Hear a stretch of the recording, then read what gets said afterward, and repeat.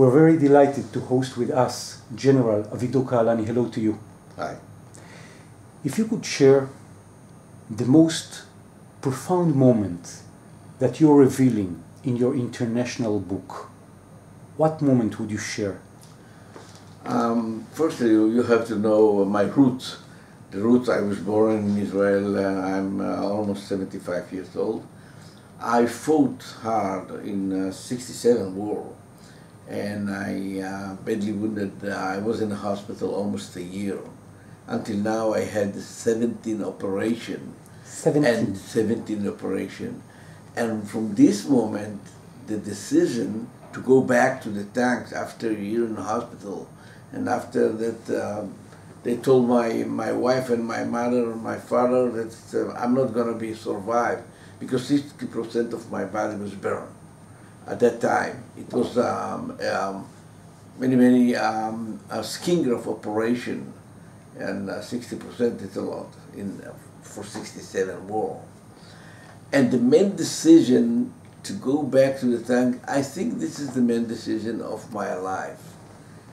To decide, go back, and everybody, if you fell down from bicycle, you have a post-trauma. And from coming from the war and hospital, I believe, I thought I have a post-trauma. And I was scaring from the situation that during the war, the next war, it's going to stuck my body. Wow. Anyway, we fought in the Golan Heights. We arrived to the Golan Heights 10 days before the war started.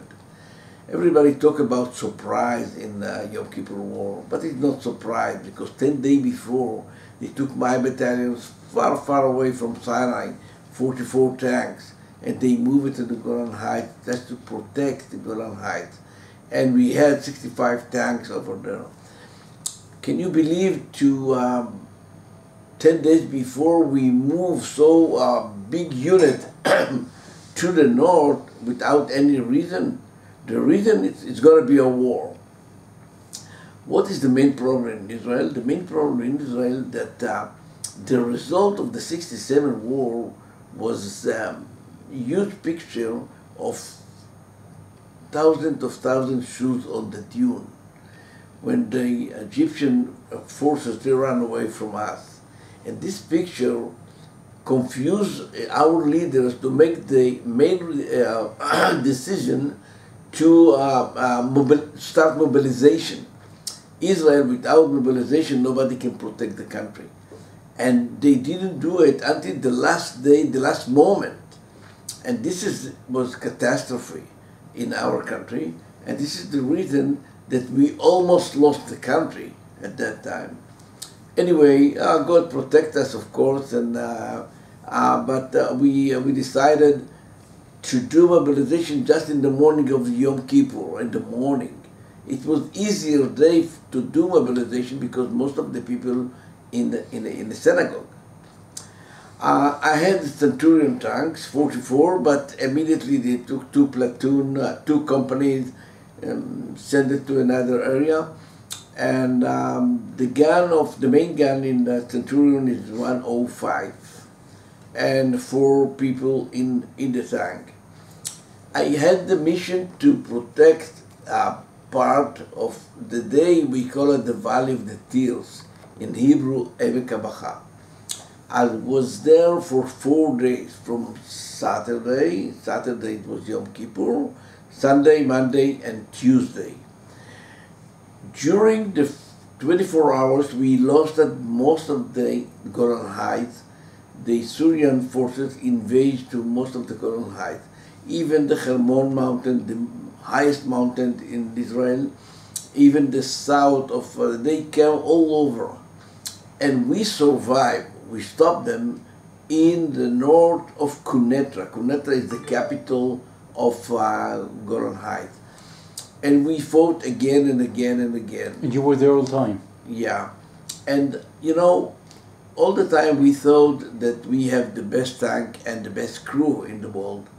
But it's not true because I realized we don't have enough.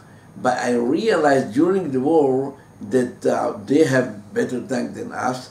Their tank is like 2 meter to 20 centimeter high, and we 3 meter and 20 centimeter. It's completely big different.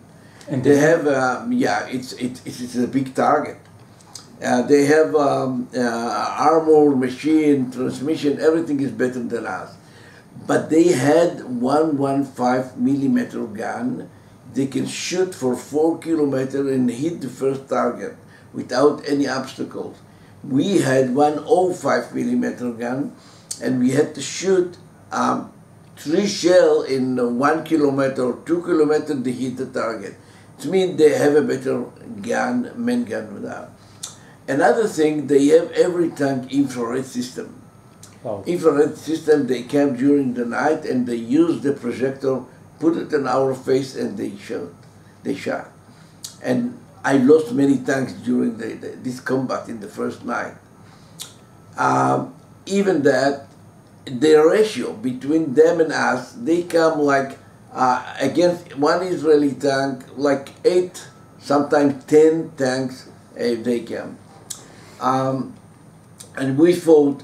And the loss in the first night, it was terrible to block them, and we shot all over just to give them the feeling that we are all the Israel army waiting for them, and they stopped. In the morning they arrived 130 tanks like that, and we've been there like 13, 14 tank, and we fought against them. I lost most of the commander of the tank commander. I lost most of them, and we stopped them. But in those days, we suffered a lot from their Air Force. We lost 25 aircraft in the first day. Israeli aircraft, we lost 25. From this day, we didn't have any umbrella protecting us from the sky. And they used it. And they shot many, they destroyed many tanks, even my tank, they hit 3 times. 3 and times. almost killed me, yeah. Artillery shell was falling like thousands of thousands, unbelievable, like it's a rain from metal. And the main problem was on Tuesday, after 4 days, and we have decided to withdraw from the first line to the second line. It was the decision of the brigade commander. His name, he passed away, his name is Janusz Bengal. And he ordered us to move. I was in another area with 7 tanks, and we moved to second line and tried to imagine at this moment, after 4 days, we didn't sleep, we didn't eat, and we fought, and we lost many of our friends. And behind us was helicopters with commando forces, and they blocked the main road. The only road was open to bring ammunition and gas, whatever, and to evacuate the casualties from the war. And the aircraft above us bombing us, and artillery shell was falling all over, and the Israeli tanks were running back to the second line. And this moment, the decision, my commander decided to change the decision. He ordered me to move from second line to the first line. It sounded like Mission Impossible. And this was the main combat, to bring the forces to the first line, and we lost most of the tank there. For me, it was the main problem, how to lead the people back to the first line. It's almost Mission Impossible. I use any word in the world to convince them. I gave them order, nobody moved. The last moment I've decided to put all of them in my frequency, the radio, and everybody can listen to me. The gunner, the driver, you know, like a company commander, but I was battalion commander. But I moved them to be like a company commander, and everybody can listen to me. And I used the word like, look, the Syrian, the soldiers, how high the motivation, how they fight so well. And I scream, what happened to us? We are Jew. We are better than them. And I see chicken in my unit. If you want join me, join. And I start to move. Another tank, another thing, and I pray to the God, just bring me to be in the top of the hills. We arrived. It was a lot of obstacles. And all the valley was hundred tanks. Some tanks that we hit already 2 days ago, before, and some tanks that arrived, and this combat, particularly the last combat in the Golan Heights, was they come like 160 tank, and we arrived, we had that 12 tank, no more than that, 11, 12 tank. And when we moved to the top of the hills, we saw the valley and we started to shoot them like crazy. We survived in this combat like 3 tanks, no more than that. On the valley, after the war, we found more than 250 tanks and many other vehicles all over. And this was the last combat for defense position. And 2 days after that, we moved to Damascus. And we stopped 35 kilometers from Damascus. We've been there until the last moment in the war. And how did you feel when this huge combat happened and you had to struggle to put all your forces and to strive them to believe in themselves, in God, in you as their commander, after 3 or 4 days of so much hostility against the Syrian tanks? First, the decision to put all of them on the in my frequency give me the ability to lead them and everybody listen to me. This is one decision. It's very important. People should listen to you, should see you in the front, can identify where you are location during this combat. Another thing is being example. When you run in the front, everybody joins you. When you give them orders from behind, nobody will join you. And they saw my tank with number 10, and they listened to me, and they saw all the flags, and they realized that I'm in the front. And the moment, it was like, it was a miracle, because some people talk about the God protect us. Anyway, this moment is the feeling that nobody behind us. And all the Jewish nation and Israel people look straight to our eyes and realize what's happened.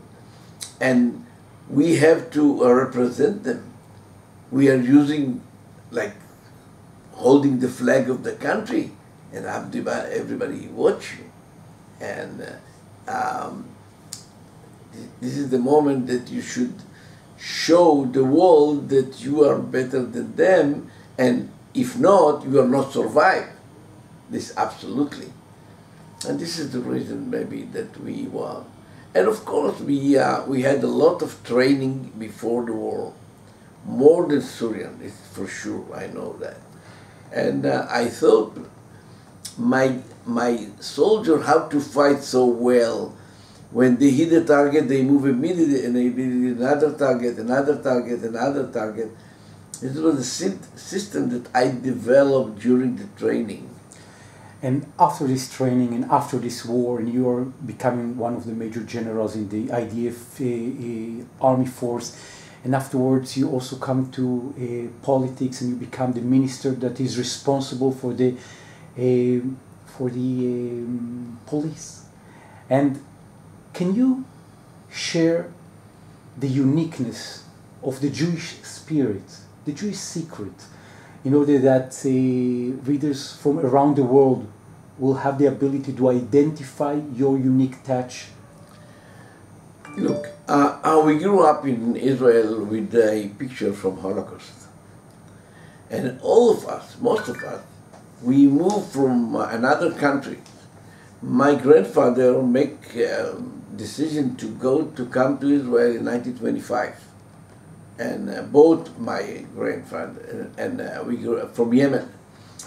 And the picture from Holocaust, from my point of view, is how the Jewish nation, what happened to them in Europe, if we don't strong enough and we cannot protect ourselves. This gives us the responsibility for the nation, because we don't have spare country. This is the only country that we have, and we know that we have to fight for this country. And my feeling that the world really don't understand what's going on here. We are a small country, and why we are so strong, why we know how to fight and to protect ourselves. The reason is the trauma that the Jewish nation have from many, many years ago. I'm talking from Holocaust, and maybe even the days before that, they move us from our country to another country. And the idea to bring the Jewish nation from all over the world to our country and to tell them, this is your country, this is your nation. From this day, you have to protect yourself. And we develop new weapons, a new system to be ready for the moment that somebody will call us to hold the flag. Hold the flag for me is to stay near the border, use the tank, use the aircraft, the ship, and to protect the country. This is great. Avigdor Kahalani, thank you so much for sharing this unique look as part of the conversations that we're holding towards the international audience of your international book, to China, to Russia. I want to thank you so much, General Avigdor Kahalani, former Minister Avigdor Kahalani, for sharing all that here at ContentoNow. Thank you so much.